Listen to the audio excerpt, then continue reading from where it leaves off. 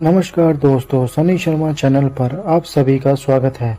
आज की कहानी है इस दुनिया में कोई गरीब नहीं है। इस दुनिया में कोई गरीब नहीं है। एक समय की बात है, भगवान गौतम बुद्ध एक गांव में धर्म सभा को संबोधित कर रहे थे। लोग अपनी विभिन्न परेशानियों को लेकर उनके पास जाते और उसका हल लेकर खुशी खुशी वहां से लौटते। उसी गांव के सड़े ढक के किनारे एक गरीब व्यक्ति बैठा रहता तथा महात्मा बुद्ध के उपदेश शिविर में आने जाने वाले लोगों को बड़े ध्यान से देखता। उसे बैठा आश्चर्य होता कि लोग अंदर तो बड़े दुखी चेहरे लेकर जाते हैं, लेकिन जब वापस आते हैं तो बड़े खुश और प्रसन्न दिखाई देते हैं। उस गरीब को लगा कि क्यों न वो भी अपनी समस्या को भगवान के समक्ष रखे। मन में यह विचार लिए वह भी महात्मा बुद्ध के पास पहुंचा। लोग पंक्तिबद्ध खड़े होकर अपनी समस्या को बता रहे थे।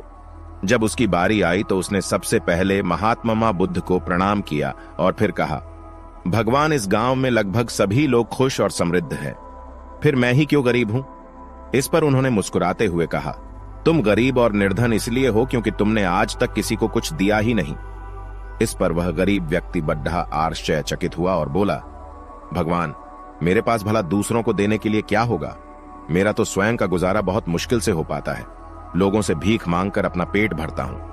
भगवान बुद्ध कुछ देर शांत रहे, फिर बोले, तुम बड्ढे अज्ञानी हो। औरों के साथ बांटने के लिए ईश्वर ने तुम्हें बहुत कुछ दिया है। मुस्कुराहट दी है जिससे तुम लोगों में आशा का संचार कर सकते हो। मुख दिया है ताकि लोगों से दो मीठे शब्द बोल सकते हैं, उनकी प्रशंसा कर सकते हो। दो हाथ दिए हैं, लोगों की मदद कर सकते हो।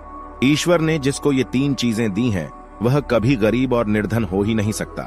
निर्धनता का विचार आदमी के मन में होता है, यह तो एक भ्रम है, इसे निकाल दो।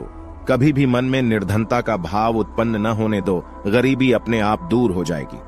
भगवान बुद्ध का संदेश सुनकर उस आदमी का चेहरा चमक उठा और उसने इस उपदेश को अपने जीवन में उतारा, जिससे वह फिर कभी दुखी नहीं हुआ। आपको ये कहानी कैसी लगी कृपया कमेंट करके बताएं और आने वाली कहानी के लिए कृपया सब्सक्राइब जरूर करें। धन्यवाद।